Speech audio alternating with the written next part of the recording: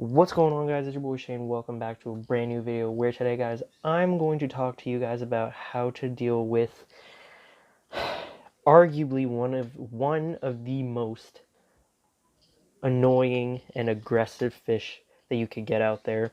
And that fish gladly holds the name of the red devil cichlid. So, without further ado, if you want to know how to tame this beast, let's get right into the video.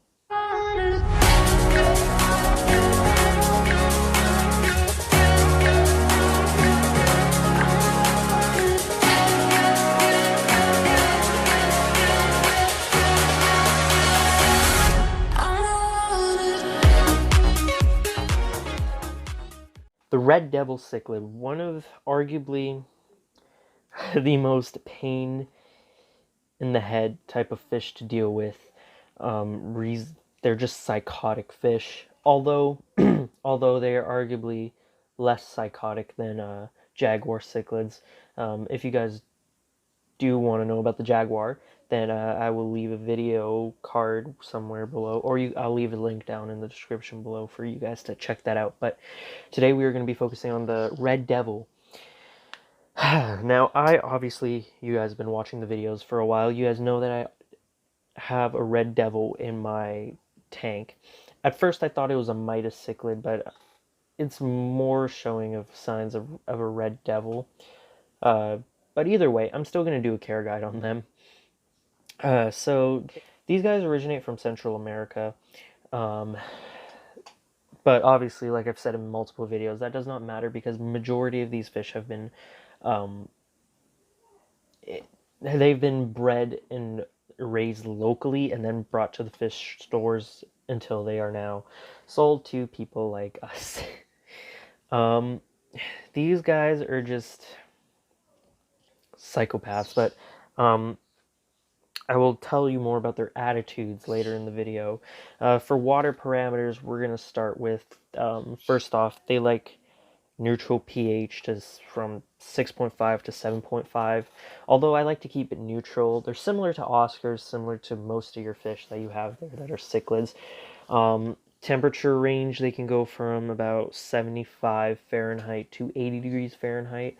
That's usually the sweet spot. I mean, for me in the tank, I keep them around, well, from my thermometer shows Celsius, so around 24 degrees Celsius, which is about like in the high 70s. We're going to talk about their size now. These guys are very, very, not too large, but not too small either, actually.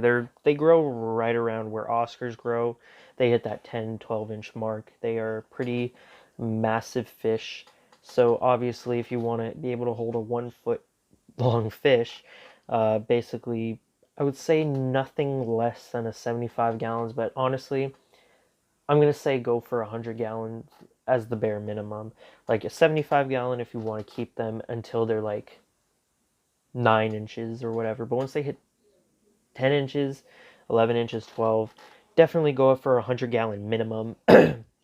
And for filtration, I'm not even going to bother suggesting hang on the backs or any gravel filters like that. Just go straight off for your best bet's either a huge sponge filter, canister filter, or even if a sump if you have the ability to provide for that, because unless your tank comes equipped with a sump, some people fear drilling the holes in their tanks and stuff like that to accommodate for a sump. But obviously, if you don't want to do that, then by all means not hang on the back. Canister or a sponge filter will be more than enough for those guys. As for lifespan, these guys they can live for as long as 10 years, maybe longer. Food-wise, these guys are omnivores, more carnivorous though. It's not like they definitely can't have greens, greens should be used in their diet. I say that for a lot of predators as well. A veggie, not pure veggie pellet, but like cichlid pellets are mainly omnivorous. They combine both vegetables and meats and stuff like that, but it's more of the high protein side. But I wouldn't recommend giving these guys like feeders and stuff like that. Tilapia would be more than a better option. I always say that for any feeder, for any fish keeper out there, try to avoid the feeders. Feeders do absolutely nothing for the fish. It's like basically eating mac and cheese. Tank mates. Now, tank mates is a touchy subject because, like I said before, these guys are very psychotic fish. They have a wide range of attitudes. It's not impossible to have a docile red devil. You can definitely have a red devil that's surely calm and like not really one to pick fights, but then that's the rare 1%. Majority of these guys are like, I know a lot of red devil keepers that literally only have a red devil in like a 120 or a 150-gallon tank, and that's just only for the red devil. Reason being is because the red devil has either proven to be too much of a threat to other fish in the tank, or they've simply killed off all the other tank mates. I was lucky enough to have a red devil that's like in the middle. Although, do I regret having this red devil? I will say a little bit. I'm gonna be honest with you. If I had a choice to choose another fish than the red devil, I definitely would have done that. The only reason why I'm kind of leaving it as is because let me tell you about the story how I ended up with my red devil.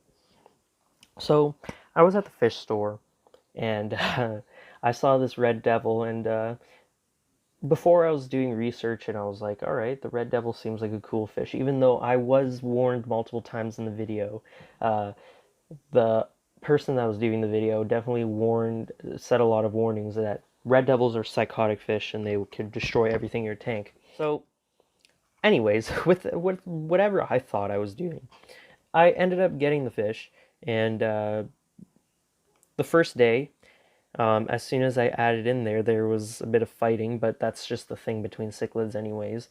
Sunshine, it wasn't between any of the other fish. Keep in mind there was Sunshine, there was the bass, Tillicum, and then there was I also bought a new baby jaguar that day, so there was a jaguar cichlid in there as well. And I don't think the tiger Oscar was in there yet. I don't think Tigger was in there as yet. So it was just the three of them where Sunshine was just totally not a fighter. She just backed off. She wasn't used to being pushed around because the past tank mates that Sunshine has had never really tried to attack her or anything. Keep in mind they were all Oscars. So the Red Devil was just bashing her and all that. So I had to instantly remove her. Not Sunshine, the Red Devil. I put it in a different tank. It wasn't a very ideal situation because I didn't prepare in that sense to evacuate any of the fish, and it was just very tough that time.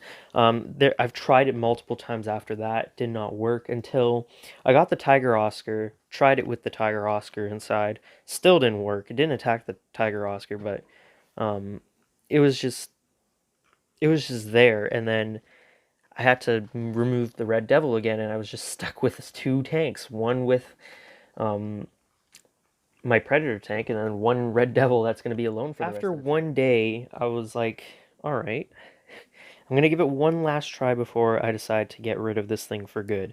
And what I mean by that, I mean like give it back to the fish store and whatever. Try to give it back. At least they were very hesitant in taking it back. So after that, I basically put it back in the tank, and I waited, and I just sat there, and I was just watching with this giant net in my hand, ready to scoop up the Red Devil if anything happens.